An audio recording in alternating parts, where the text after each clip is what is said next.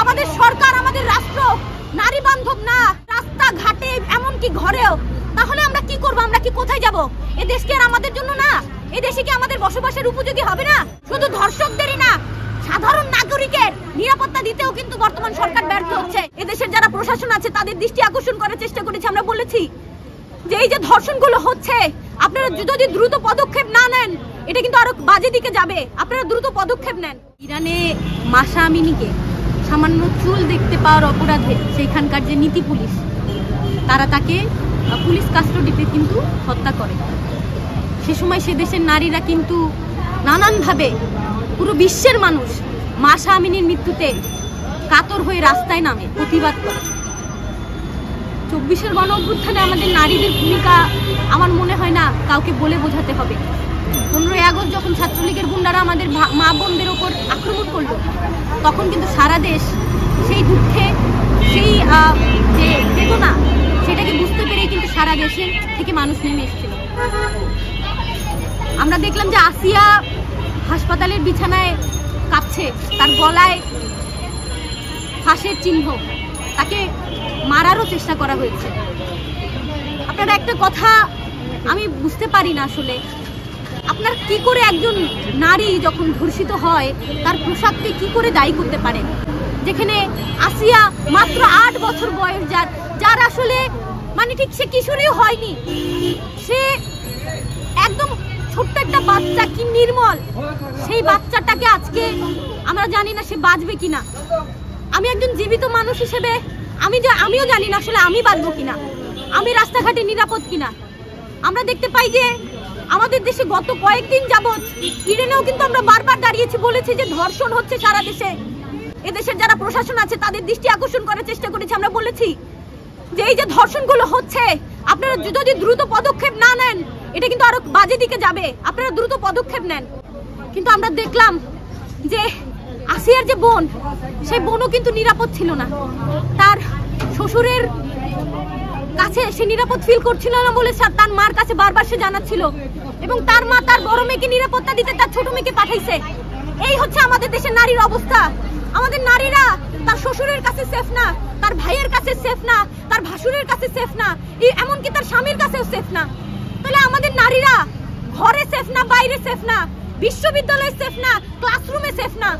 তাইলে আমাদের সরকার, আমাদের রাষ্ট্র নারী বান্ধব না, এটাই তো বারবার আমরা বলছি। কারণ আমরা দেখতে পাচ্ছি যে নারী যেখানে যাচ্ছে সেখানে নিপীড়নের শিকার হচ্ছে, ক্যাম্পাসে, হলে, রাস্তাঘাটে, এমনকি ঘরেও। তাহলে আমরা কি করব? আমরা কি কোথায় যাব? এ দেশ কি আর আমাদের জন্য না? এ দেশে কি আমাদের বসবাসের উপযোগী হবে না? আমরা বারবার বলে আসছি, নারীর প্রতি সোসাইটির যে দৃষ্টিভঙ্গি, সেটা স্কুল পর্যায় থেকে, কলেজ পর্যায় থেকে পরিবর্তন করা দরকার। এই যে মেয়েদের ফুটবল খেলার উপরে আক্রমণ হচ্ছে, মেয়েরা সিগারেট খাচ্ছে বলে তাদের উপরে শারীরিক আক্রমণ নামিয়ে আনা হচ্ছে। আমরা বলতে চাই যে সিগারেট খাওয়া অন্যায়, কিন্তু গায়ে হাত তোলাও অন্যায়। ফলে কারো গায়ে হাত তোলার মধ্য দিয়ে এইভাবে মেয়েদের উপরে নিপীড়নকে আরো জায়েজ করে তোলা হচ্ছে সোসাইটিতে।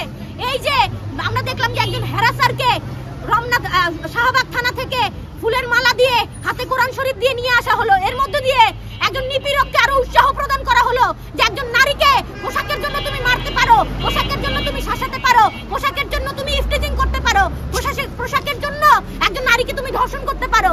ফলে এই যে বর্তমান সরকার কোনো দৃষ্টান্ত তৈরি করতে পারছে না। একজন সন্ত্রাসী, একজন ধর্ষককে যে বিচারের আওতায় আনতে হবে, তাদেরকে যে দৃষ্টান্তমূলক শাস্তির আওতায় আনতে হবে, তার কোনো আয়োজন কিন্তু আমাদের রাষ্ট্র, বর্তমান ইন্টারিম সরকার করতে পারছে না।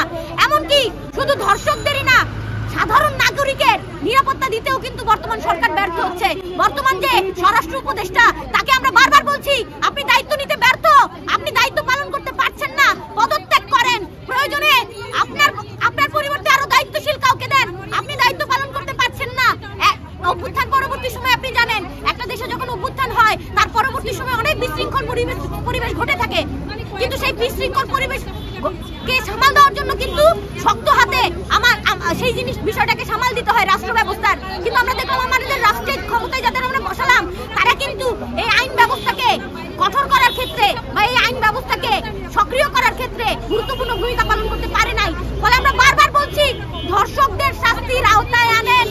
দেশে যে নিপীড়নের ঘটনা ঘটছে, সেই নিপীড়ন অবিলম্বে বন্ধ করেন। আসিয়াদের মতো আমরা আর কোন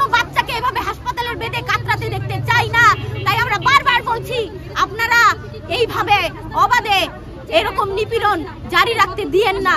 তাহলে কিন্তু যেই নারীরা 24-এর গণঅভ্যুত্থান করে আপনাদের সরকারে বসাইছে, যেই নারীরা ভাইয়েদের সাথে কাঁধে কাঁধ মিলিয়ে এই শেখ হাসিনা স্বৈরাচারী সরকারের বিরুদ্ধে লড়াই করেছে, তারা কিন্তু ধর্ষণের বিরুদ্ধে লড়াই করতে আপনারা যদি ব্যর্থ হন তাহলে আপনাদের ক্ষমতাচ্যুত করতে তাদের সময় লাগবে না। এটাই আমরা আপনাদের কাছে বারবার বলতে চাই যে স্বরাষ্ট্র উপদেষ্টা অনতি বিলম্বে আপনি পদত্যাগ করুন, দায়িত্বশীল ব্যক্তির হাতে দায়িত্ব হস্তান্তর করুন।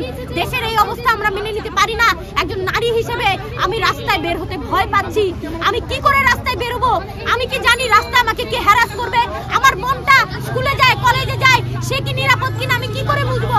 ফলে আমরা বারবার বলছি দেশে আইনের শাসন প্রতিষ্ঠা করেন, না হলে এইভাবে ধর্ষকের সংখ্যা বেড়েই যাবে।